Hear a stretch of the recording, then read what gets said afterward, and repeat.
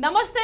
Details విషయానికి వస్తే తెలంగాణ సర్కార్ మరో కీలక నిర్ణయం తీసుకుంది. మరో 2 గ్యారెంటీల అమలుకు కాంగ్రెస్ ప్రభుత్వం నిర్ణయం తీసుకుంది. విధి విధానాలపై CM Revanth Reddy cabinet sub కమిటీని ఏర్పాటు చేశారు. గృహలక్ష్మి, గ్యాస్ సిలిండర్ పథకాలను అమలు చేసేందుకు ఏర్పాట్లు చేస్తున్నారు. ఈ నెల 27 లేదంటే 29వ తేదీ పథకాలను అమలు చేయాలని భావిస్తున్నారు.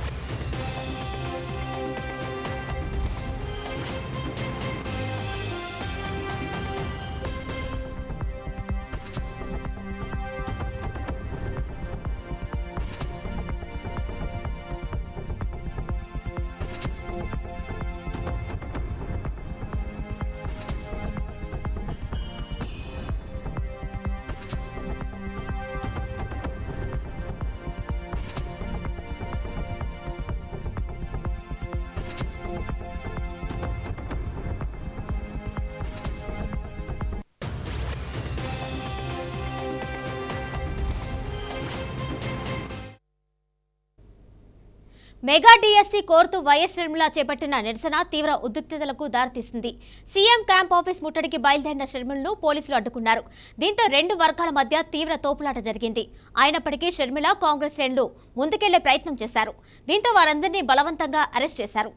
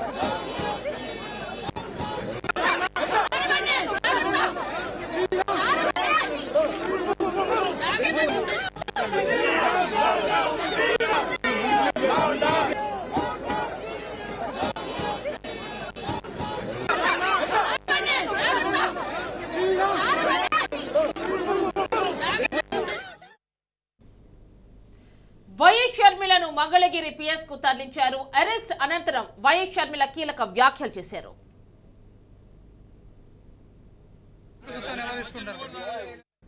తన అరెస్ట్ తో తన తండ్రి వైఎస్ఆర్ ఆత్మ క్షోభిస్తుందన్నారు. తల్లి బాధపడుతోందన్నారు. జగన్ కు పరిపాలన చేతగాకనే నిర్బంధానికి పాల్పడ్డారని మండిపడ్డారు. ఇక రాజశేఖర రెడ్డి వారసులమని చెప్పుకుంటున్న వారంతా ప్రజాస్వామ్యబద్ధంగా ఉద్యమాలు చేస్తూ ఉంటే గాయపరిచి జైలుకు పంపిస్తున్నారని మండిపడ్డారు. ప్రభుత్వం తక్షణమే మెగా డిఎస్సి ప్రకటించాలని డిమాండ్ చేశారు. లేదంటే ఉద్యమాన్ని మరింత ఉధృతం చేస్తామని హెచ్చరించారు. ఆయన ఆత్మ శోభిస్తూనే ఉంటుంది. అమ్మ కూడా బాధపడతారు. ఈరోజు రాజశేఖర రెడ్డి బిడ్డ పోరాటం చేస్తుందంటే ఎందుకోసం చేస్తుంది? ఆంధ్ర రాష్ట్రంలో బిడ్డలకు ఉద్యోగాలు రావట్లేదని పోరాటం చేస్తే కనీసం సెక్రటేరియట్లో రిప్రజెంటేషన్ ఇవ్వడానికి కూడా ఈరోజు హక్కు లేదు. మాట్లాడడానికి స్వేచ్ఛ లేదు. జర్నలిస్ట్ రాయాలన్నా కొట్లాడాలన్నా స్వేచ్ఛ లేదు. ఈరోజు కనీసం సెక్రటేరియట్లో రిప్రజెంటేషన్ తీసుకోవడానికి ముఖ్యమంత్రి లేడు, హోంమంత్రులు లేరు, డిప్యూటీ చీఫ్ మినిస్టర్లు లేరు, మంత్రులు లేరు, కనీసం సీఎస్ కూడా లేరంట.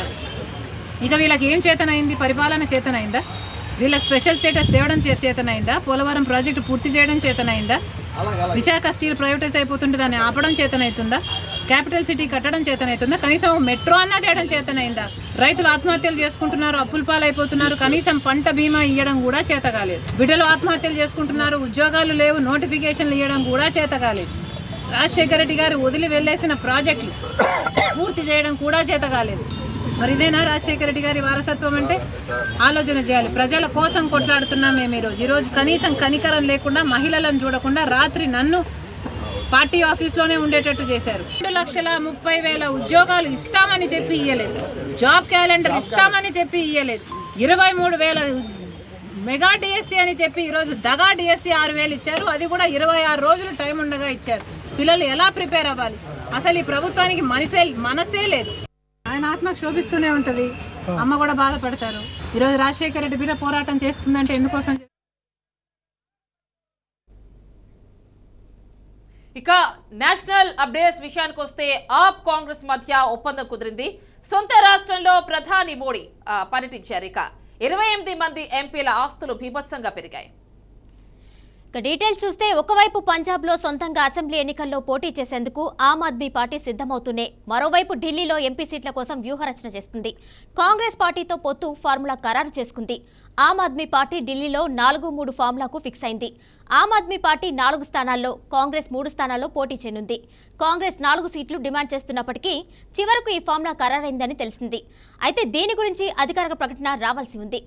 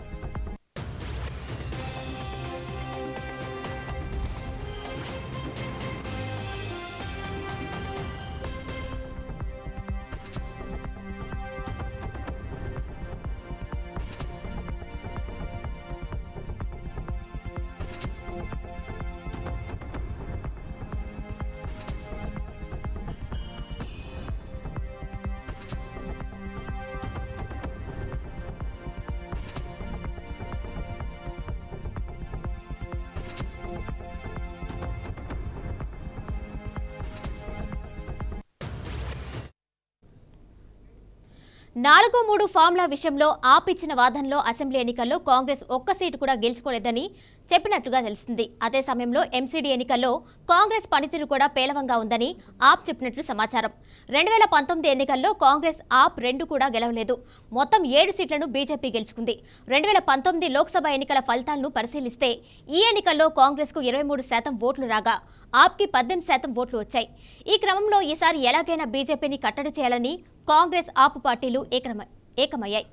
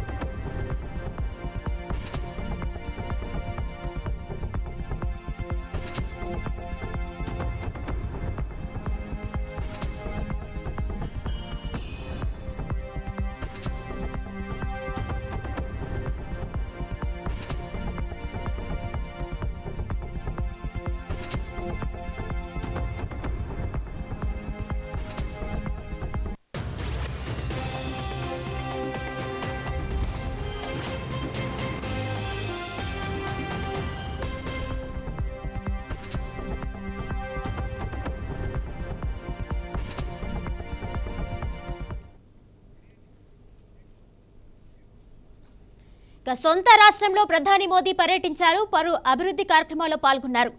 అనంతరం రోడ్ షో నిర్వహించారు. ఎయిర్పోర్ట్లో కొత్త రన్వేను ప్రారంభించారు. కాంగ్రెస్ పాలనలో ఏనాడు రన్వే గురించి పట్టించుకోలేదని వివరించారు. మోదీ గ్యారంటీ అంటే ఇదే అని చెప్పుకొచ్చారు. బీజేపీ సర్కార్ వల్ల అభివృద్ధి సాధ్యమన్నారు. आज महसाणा की रेल कनेक्टिविटी और मजबूत हुई है। रेल लाइन के दोहरीकरण से अब बनासकांठा और पाटन की कंडला, टूना और मुंद्रा पोर्ट से कनेक्टिविटी बेहतर हुई है। इससे नई ट्रेन चलाना भी संभव हुआ है और मालगाड़ियों के लिए भी सुविधा हुई है। आज डीसा के एयरफोर्स स्टेशन के रनवे उसका भी लोकार्पण हुआ है और भविष्य में ये सिर्फ रनवे नहीं, भारत की सुरक्षा का एयरफोर्स का एक बहुत बड़ा केंद्र विकसित होने वाला है। मुझे याद है मुख्यमंत्री रहते हुए मैंने इस प्रोजेक्ट के लिए भारत सरकार को ढेर सारी चिट्ठियां लिखी थी, अनेक बार प्रयास किया था, लेकिन कांग्रेस की सरकार ने इस काम को, इस निर्माण को रोकने के लिए कोई कसर बाकी नहीं छोड़ी। एयरफोर्स के लोग कहते थे कि ये लोकेशन भारत की सुरक्षा के लिए बहुत महत्वपूर्ण है, लेकिन नहीं करते। 2004 से लेकर 2014 तक कांग्रेस सरकार इसकी फाइलें को लेकर के बैठी नहीं। 1.5 साल पहले मैंने इस रनवे के काम का शिलान्यास किया था। मोदी जो संकल्प लेता है वो पूरे करता है। डीसा के ये रनवे आज उसका लोकार्पण हो गया, ये उसका उदाहरण है। और यही तो है मोदी की गारंटी। దేశంలోని 23 మంది ఎంపీల ఆస్తుల సగటు విలువ గడిచిన 15 ఏళ్లలో భారీగా రెట్టింపైంది. రాహుల్ గాంధీ, సోనియా గాంధీ, మేనకా గాంధీ ఆస్తులు సగటున 1000% పైనే వృద్ధి చెందినట్లు తెలుస్తోంది. 2004 నుంచి ఆ ఎంపీలు లోక్సభకు ఎన్నికయ్యారు. ఈ ఎంపీల ఆస్తులు సగటున 35.18 కోట్ల నుంచి సుమారు 402 కోట్ల వరకు గడిచిన 15 ఏళ్లలో పెరిగినట్లు అంచనా వేస్తున్నారు. అసోసియేషన్ ఫర్ డెమోక్రటిక్ రిఫార్మ్ సంస్థ ఈ రిపోర్ట్ ను రిలీజ్ చేసింది. కర్ణాటకకు చెందిన బీజేపీ ఎంపీ రమేష్ జిగజింగాని ఆస్తులు అత్యధికంగా వృద్ధి చెందాయి.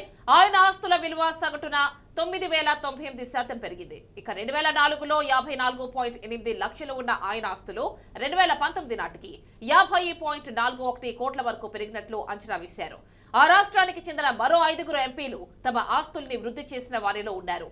కేంద్ర మంత్రి ప్రహ్లాద్ జోషి ఆస్తులు 77 లక్షల నుంచి 11 కోట్లకు పెరిగాయి, అంటే 1335% వృద్ధి చెందింది. ఇక అనంత్ కుమార్ హెగ్డే ఆస్తులు 12 లక్షల నుంచి 8.4 కోట్లకు చేరుకున్నాయి, అంటే ఆస్తుల విలువ 6,928% పెరిగింది. పీసీ గడ్డి గోదార్ ఆస్తులు 53 లక్షల నుంచి 4.39 కోట్లకు చేరుకున్నాయి. రాహుల్ గాంధీ ఆస్తులు 2004లో 55.38 లక్షలు కాగా 2019 నాటికి ఆయన ఆస్తుల విలువ 15.88 కోట్లకు చేరుకున్నాయి.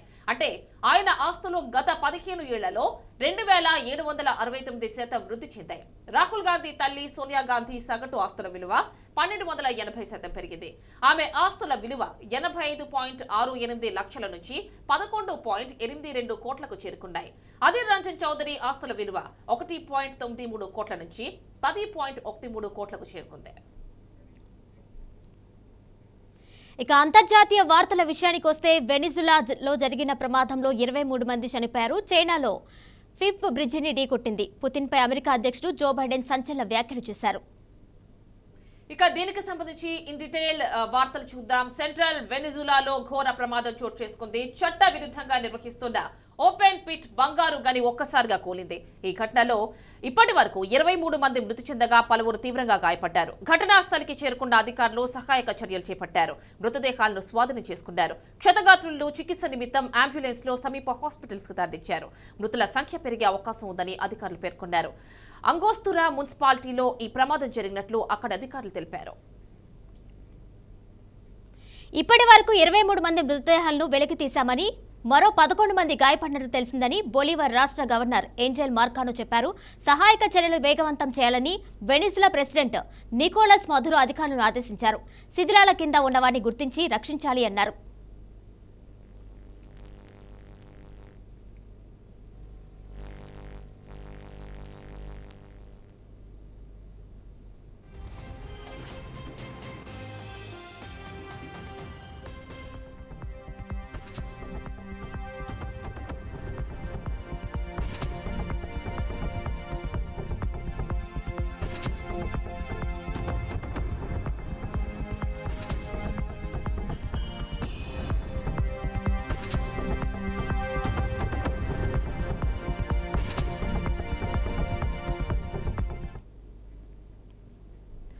చైనాలో ఘోర ప్రమాదం జరిగింది. నదిపై నిర్మించిన ఓ వంతెనను భారీ రవాణా నౌక ఢీకొట్టింది. దీంతో నౌక ఢీకొన్న ప్రదేశంలో వంతెన విరిగి నదిలో పడిపోయింది. ఈ ఘటనలో 2 వ్యక్తులు మృతి చెందగా 3 గల్లంతయ్యారు. గ్వాంగ్జూ నగరంలోని పెరల్ నదిపై ఈ ఘటన చోటు చేసుకుంది. ఓ భారీ రవాణా నౌక ఫోషల్ నుంచి గ్వాంగ్జూ వైపు ప్రయాణిస్తుండగా మార్గ మధ్యలో ఉన్న లింగ్ఫిషా వంతెనను ఢీకొట్టింది. దీంతో నౌక ఢీకొన్న ప్రదేశంలో వంతెన విరిగిపోయింది. ప్రమాదానంతరం నౌక వంతెన మధ్యలోనే చిక్కుకుపోయింది. ఈ ఘటనలో 2 వ్యక్తులు చనిపోగా మరో 3 గల్లంతయ్యారు. ప్రమాదానికి కారణమైన నౌక కెప్టెన్ను పోలీసులు అదుపులోకి తీసుకున్నారు.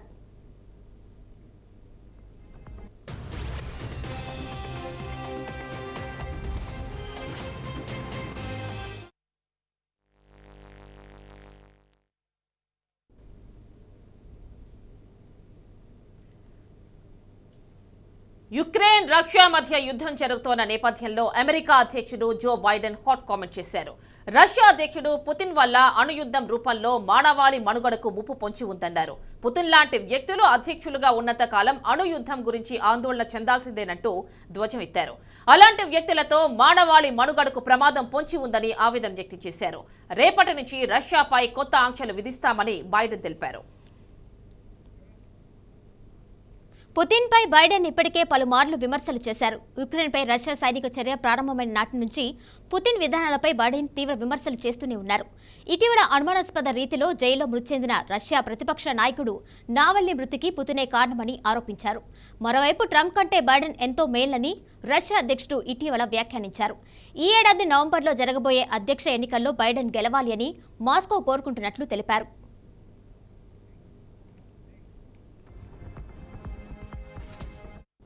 చంద్రబాబు పవన్ రెస్ట్ తీసుకోవాల్సిన సమయం వచ్చిందని మంత్రి అంబటి రాంబాబు విమర్శించారు. ఎన్ని పార్టీలు కలిసి వచ్చినా విజయం తమదే అని ధీమా వ్యక్తం చేశారు. కూటమిని ప్రజలు విశ్వసించారని చెప్పారు. నా మీద పోటీ చేస్తున్నటువంటి ఆ వ్యక్తి పార్టీలు మారిన వ్యక్తి, అనిల్ గారి మీద పోటీ చేస్తున్న వ్యక్తి పార్టీలు మారిన వ్యక్తి. అక్కడ కాంగ్రెస్ని బీజేపీని మోసం చేసిన విశ్వాసఘాతకుడు, ఇక్కడ వైఎస్ఆర్ కాంగ్రెస్ పార్టీని మోసం చేసిన విశ్వాసఘాతకుడు. ఈ 2 విశ్వాసఘాతకుల మీద పోటీ చేస్తున్నది నేను, అనిల్. మేము ఎలాంటి వాళ్ళం చెప్పండి, ఆలోచన చేయమని మనం చేస్తున్నాం. కాంగ్రెస్ పార్టీలో ఉన్నాం. కాంగ్రెస్ పార్టీలో ఉన్నా కూడా నేను డాక్టర్ వైఎస్ రాజశేఖర రెడ్డి శిష్యుడిగానే ఉన్నా. ఆయన అడుగు జాడల్లోనే నడిచా. ఆయన మరణించిన తర్వాత జగన్మోహన్ రెడ్డి ముఖ్యమంత్రి అవుతాడో కాదో, పార్టీ బతుకుతుందో లేదో తెలియని రోజును కూడా ఆయన వెంట నడిచా. అలాంటి విశ్వాస పాత్రుడండి నేను అలాంటి విశ్వాస పాత్రుడి మీద ఒక విశ్వాసఘాతకుడు పోటీ చేస్తున్నాడు. అంతేకాదు అనిల్ కాంగ్రెస్ పార్టీలో ఉన్నాడు, ఓటమి పాలయ్యాడు కాంగ్రెస్ పార్టీలో. జగన్మోహన్ రెడ్డి గారు పార్టీ పెట్టినప్పుడు జగన్మోహన్ రెడ్డి గారి వెంట నడిచాడు. 2 సార్లు శాసనసభ్యుడిగా గెలిచాడు. మళ్ళా శాసనసభ్యుడు కావాలని ఉవ్విళ్ళూరాడు, ఆశపడ్డాడు. లేదు అనిల్, నువ్వు నెల్లూరులో కాదు, ఇక్కడ బీసీ అభ్యర్థి కావాలి, నువ్వు రా అని అంటే వచ్చి ఇక్కడ పోటీ చేస్తున్నాడు. విశ్వాసవంతుడు, విశ్వాస పాత్రుడు. అతనేమో విశ్వాసఘాతుకం చేసి ఆ పార్టీకి మారిన వ్యక్తి. మేమిద్దరం విశ్వాసపాత్రులం. మా మీద పోటీ చేస్తున్న వారు విశ్వాసఘాతకులు.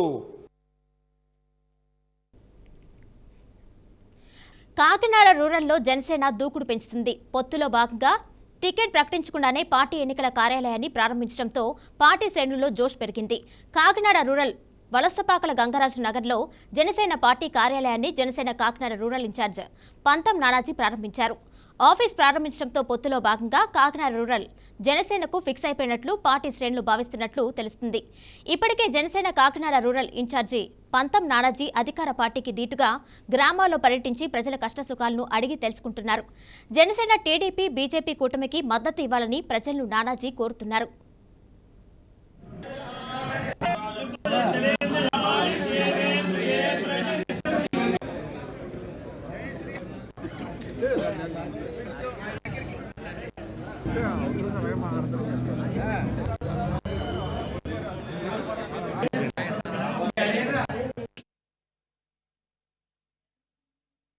అన్ని కార్యక్రమాలు కూడా ఈ ఆఫీస్ నుంచే అందరూ కూడా 3 పార్టీలను కలుపుకొని అందరూ కలిసి ప్రజల్లోకి వెళ్ళి ఈ ప్రభుత్వం ఒక ఫెయిల్యూరు, మేము రేపు పొద్దున ఏం చేయబోతున్నాం, దీంట్లోంచి ఈ బంగాళాఖాతంలో తోసేసిన మన దీని విముక్తి ఎలా బయటకు తీసుకెళ్తా ఉన్నది బ్రహ్మాండమైనటువంటి మేనిఫెస్టో తోటి 3 పార్టీలు కలిసి రాబోతూ ఉన్నాయి.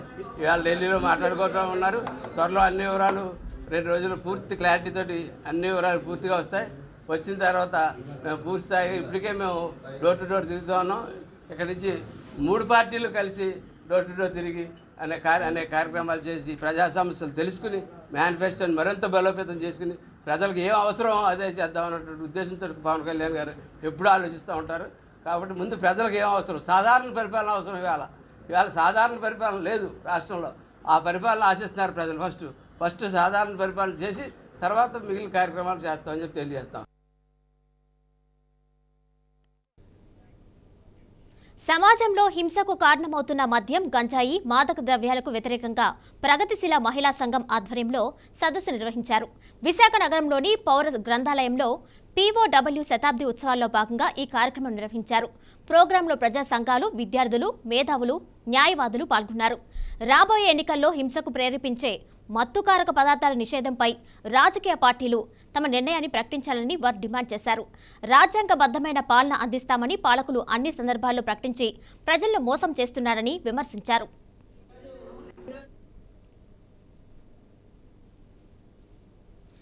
ప్రభుత్వం మద్యం అమ్మకాలను ఆపాలని చెప్పి, మద్యాన్ని పూర్తిగా నిషేధించాలని చెప్పి ప్రగతిశీల మహిళా సంఘం డిమాండ్ చేస్తుంది. ఎందుకంటే ఈ రోజు వాళ్ళందరూ కూడా రాజ్యాంగం మీద వాగ్దానం చేసి చట్టాలను అమలు చేస్తామని చెప్పి అధికారంలోకి వచ్చిన వాళ్ళే, అధికారంలోకి వచ్చేటప్పుడు వాళ్ళ మేనిఫెస్టోలో ప్రకటించిన వాళ్ళే, సంపూర్ణ మద్య నిషేధానికి మేము కట్టుబడి ఉన్నామని చెప్పిన వాళ్ళే, దశలవారీ మద్య నిషేధాన్ని అమలు చేస్తామని అన్న వాళ్ళే. కానీ ఈరోజు ఆచరణలోకి వచ్చేసరికి వాటన్నిటిని కూడా బుట్టదాఖలు చేసి పెద్ద ఎత్తున ఎక్సైజ్ డిపార్ట్మెంట్ కి టార్గెట్లు విధించి ఎక్కడైతే ఈ రోజు బెల్ట్ షాపులు లేవో అక్కడ బెల్ట్ షాపులు పెట్టి మద్యం మీద ఆదాయాన్ని పెంచి గతంలో ఉన్న ఆదాయం కంటే దాదాపు 250% ఈ సంవత్సరం ఆదాయాన్ని పెంచి 2024 సంవత్సరానికి ఆదాయం పెంచిన పరిస్థితి. ఇది చాలా అన్యాయమైనది. దీన్ని మేము ప్రగతిశీల మహిళా సంఘం తీవ్రంగా ఖండిస్తుంది. మహిళలపైన కుటుంబ హింసకి, అదే విధంగా ఆర్థిక హింసకి, సామాజిక హింసకి కారణమవుతున్న మద్యాన్ని కంట్రోల్ చేయాల్సిన బాధ్యత ప్రభుత్వం అయిపోయింది.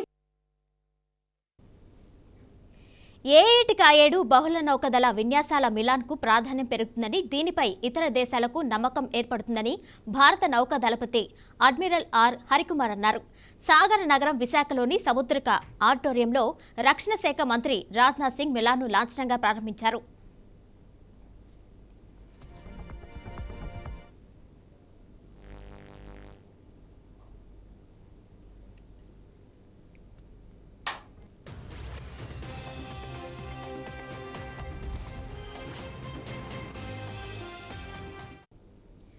ఈ సందర్భంగా మాట్లాడిన అడ్మిరల్ ఆర్ హరికుమార్ ఈసారి 50కి పైగా దేశాలకు చెందిన నౌకాదళాలు రావడం గర్వకారణమన్నారు. కేవలం నౌకాదళ విన్యాసాలకే పరిమితం కాకుండా సాంస్కృతిక, భావసారూప్య సంబంధాలను పెంపొందించుకోవడానికి మిలాన్ వేదికగా నిలుస్తుందన్నారు.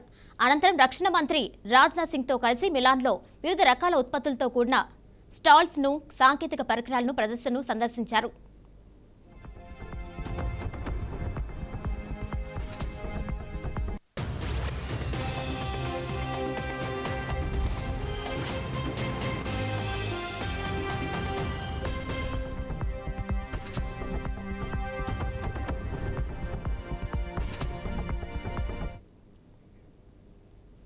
ఇవి ఇప్పుడు ఉన్న updates. Keep watching BRK news Telugu సత్తా.